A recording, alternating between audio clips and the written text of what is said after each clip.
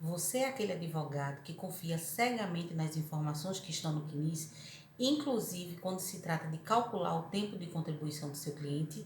Preste atenção, fica por aqui que eu vou te explicar o jeito certo de fazer.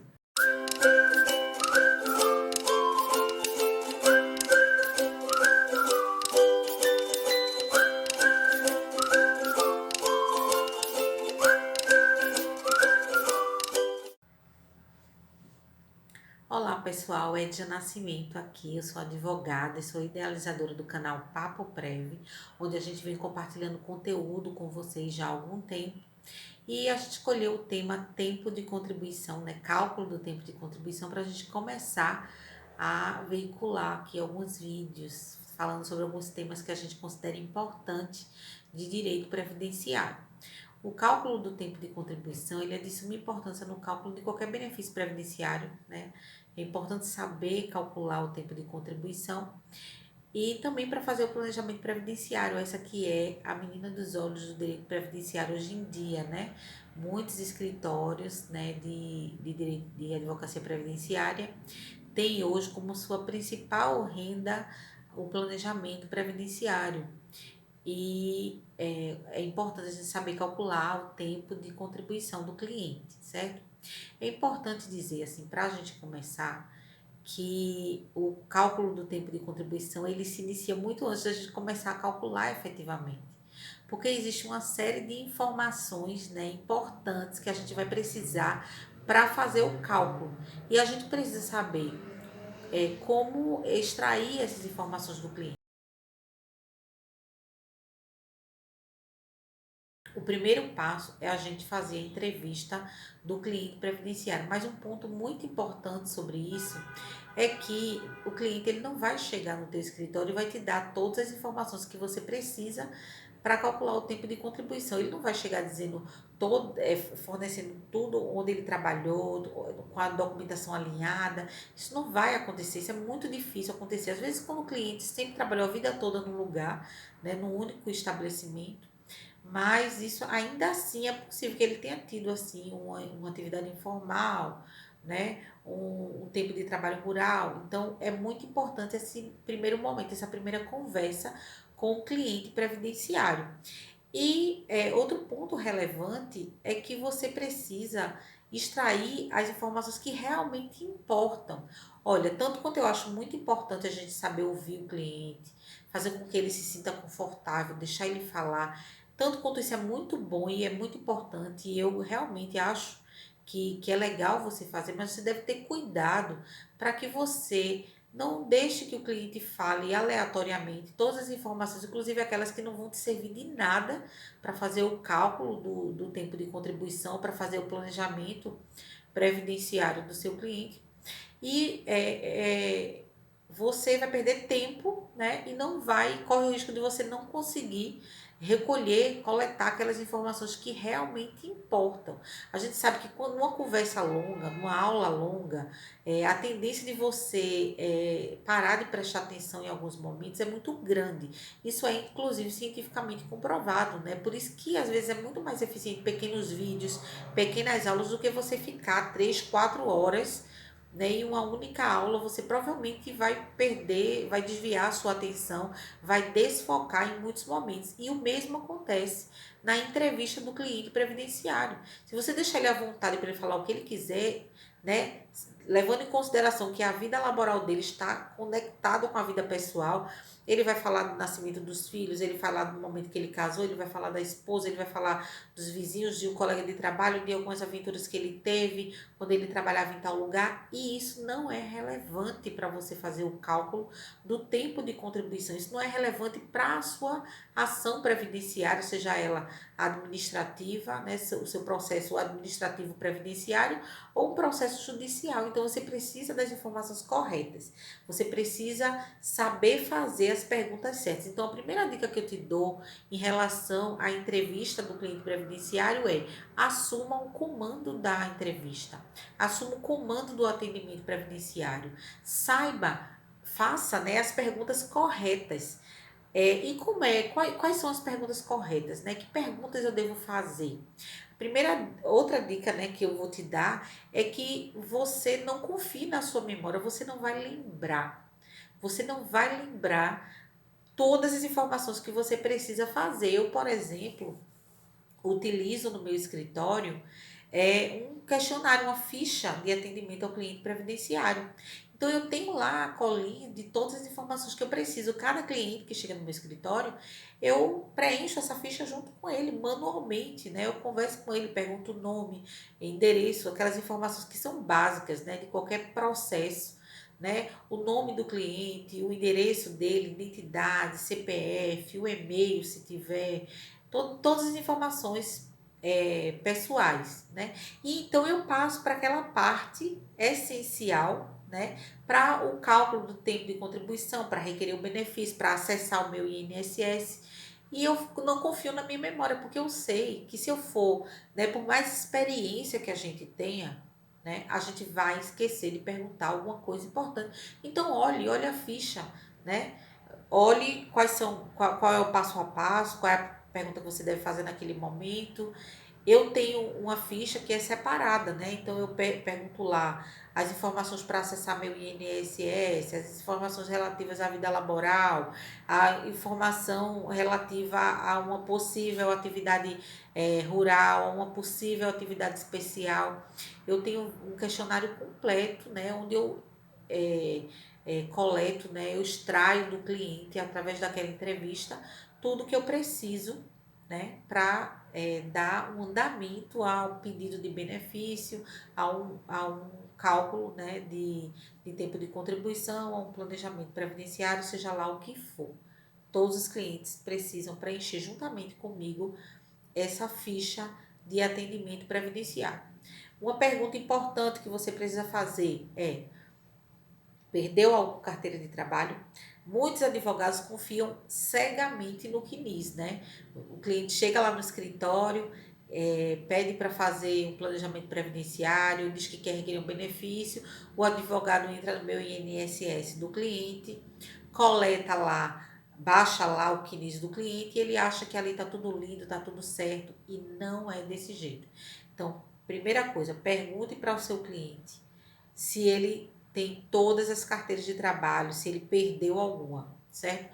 Mesmo perguntando isso, mesmo que ele te entregue todas as carteiras de trabalho, você vai perguntar para o seu cliente quais foram as atividades que ele desenvolveu ao longo da vida, onde ele trabalhou. Você vai perguntar tudo isso, aí você pode pensar, mas eu não estou com a carteira de trabalho lá do cliente. Mas pode ser que o cliente tenha desenvolvido algumas atividades que não constem na carteira de trabalho, que não constem no CNIS. Por isso que você precisa perguntar ao seu cliente. Então, mesmo que o cliente te entregue todas as carteiras de trabalho, que ele te entregue o CNIS, né, que você baixe o CNIS, mas você precisa perguntar para ele quais foram as atividades que ele desenvolveu ao longo da vida laboral dele, né? Pergunte também se ele trabalhou na agricultura, né? Ah, já trabalhou na roça, trabalhou na agricultura, por quê? Essa é uma informação que o cliente geralmente omite. Ele omite porque ele não acha importante, ele acha que ele não vai servir de nada, né? Para requerer o benefício dele, porque ele sabe muitas vezes, né, que aquilo ali muitas vezes ele vivia com um pai no sítio, trabalhava lá em regime de economia familiar e ele não sabe que aquilo ali pode ser uma informação útil. Então pergunte para o cliente se ele desenvolveu atividade rural, já trabalhou na agricultura, trabalhou na roça, trabalhou na pesca artesanal. Pergunte para o seu cliente isso. Pergunte também se eles, durante, né, os trabalhos que ele desenvolveu, se ele já recebeu insalubridade, recebeu periculosidade, é, desenvolveu alguma atividade especial, trabalhou com ruído.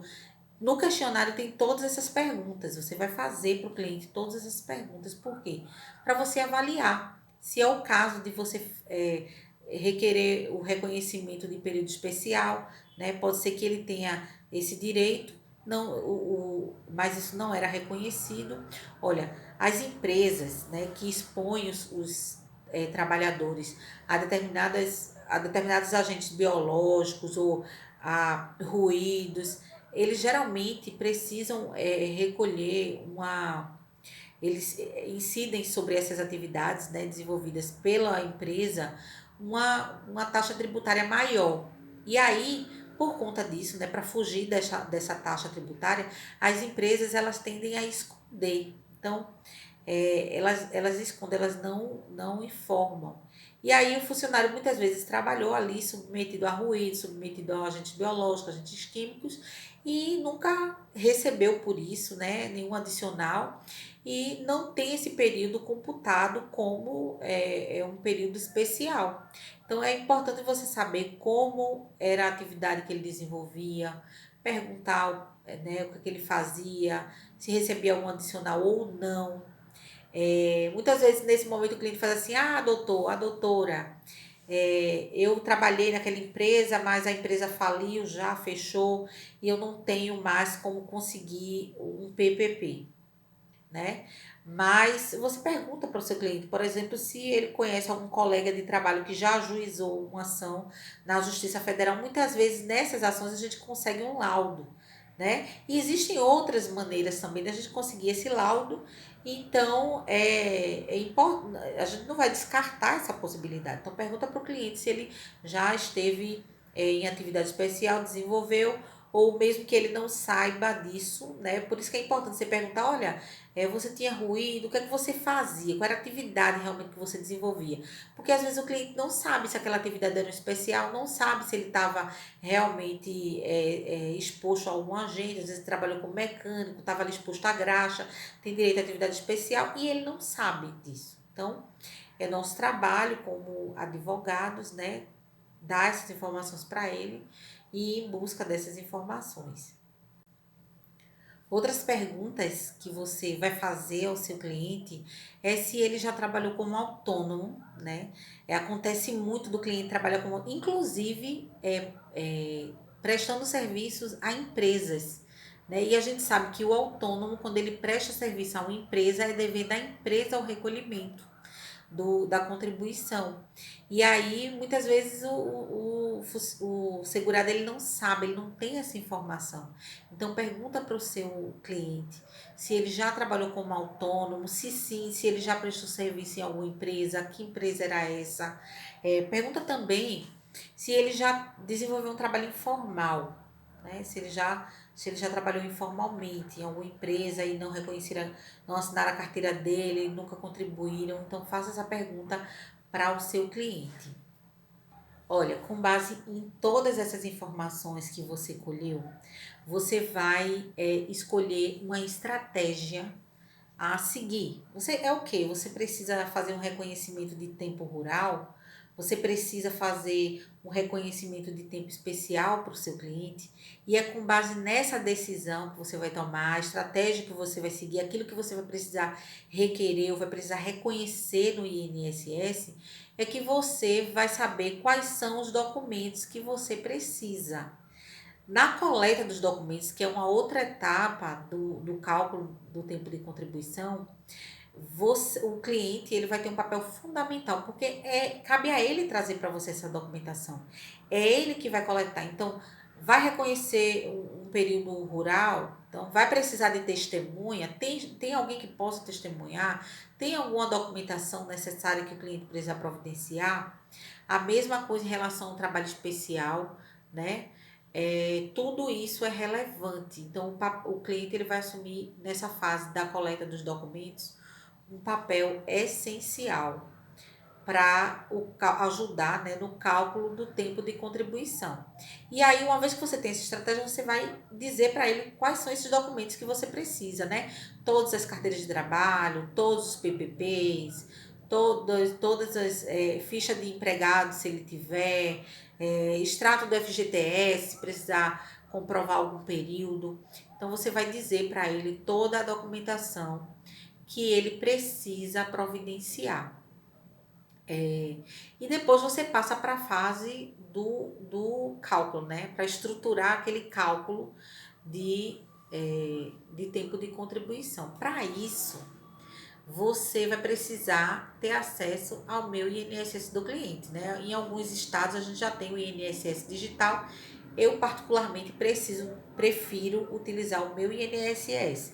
Claro que eu tomo todos os cuidados para registrar lá no INSS, de que sou eu, né, como procuradora, que estou realizando lá as atividades, fazendo os peticionamentos. Eu deixo isso, eu tenho cuidado de deixar isso bem registrado no meu INSS do cliente. Além disso, eu sempre tive a preocupação de fazer um contrato seguro, né?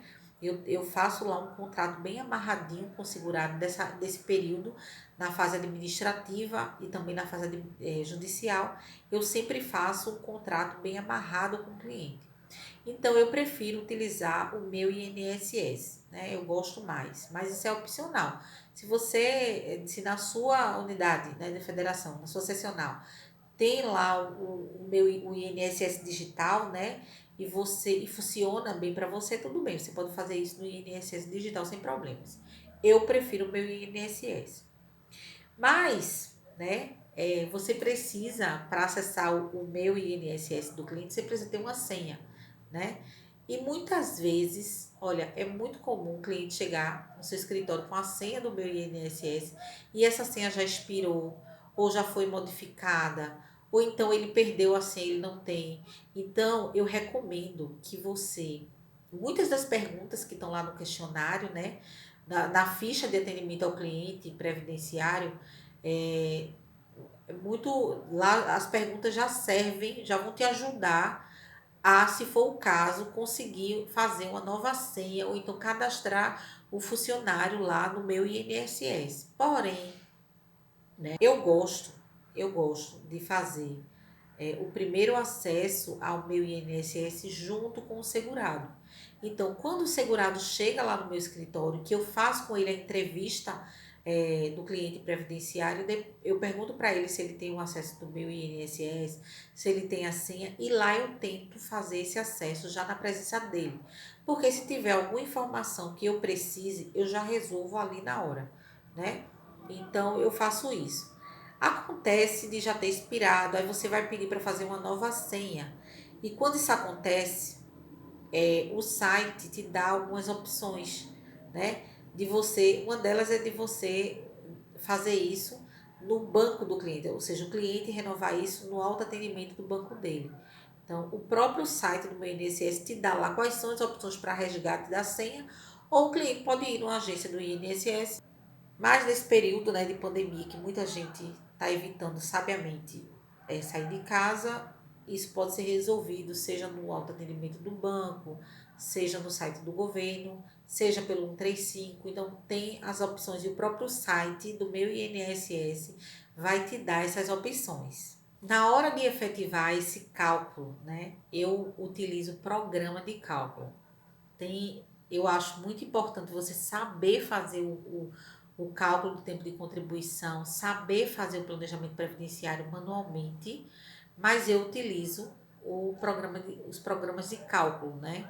E você deve avaliar qual é aquele programa de cálculo que mais se adequa tanto no seu bolso como facilidade, né, de utilizar, comodidade. E um cuidado que você vai ter quando você for utilizar o programa de cálculo, nas informações. Você tem que ter em mente que o programa de cálculo importa o CNIS, mas lembra que a gente falou que nem todas as informações estão no CNIS?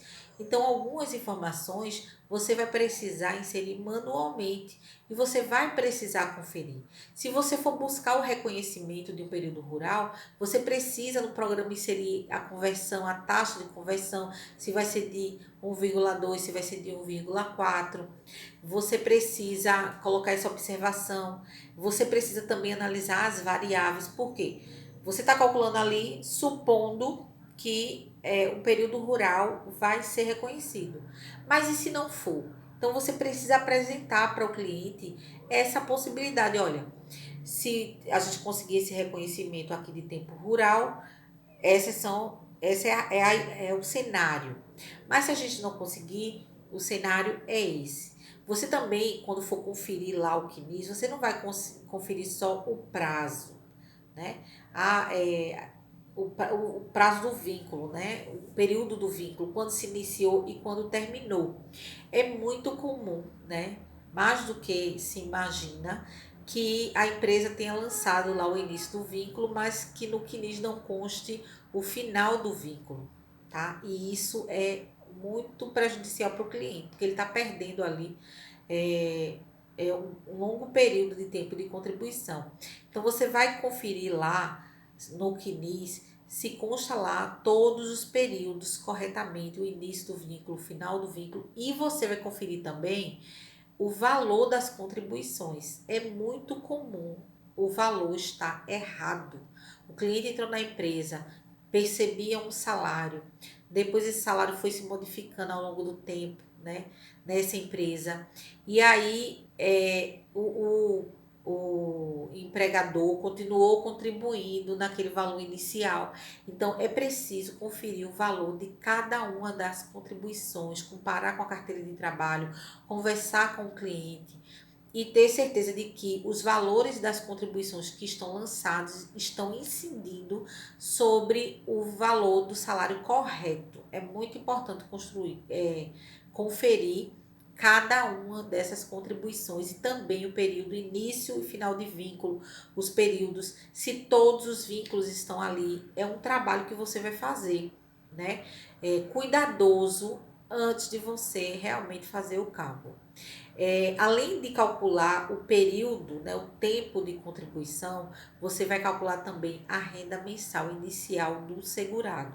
Geralmente você vai utilizar para isso como um marco, né, o dia do atendimento. Então, o cliente foi lá no seu escritório no dia 10 de janeiro. Então, você vai calcular até ali, o 10 de janeiro, como ficaria a renda mensal inicial. Mas você também vai calcular qual é a renda mensal inicial, ou então você vai ver se o segurado ele já tinha tempo, né, já tinha o direito adquirido ao benefício antes da emenda constitucional 103 de 2019. Então você vai calcular como ficaria a renda mensal inicial lá antes da emenda constitucional, né, até o dia 12 de 11 de 2019.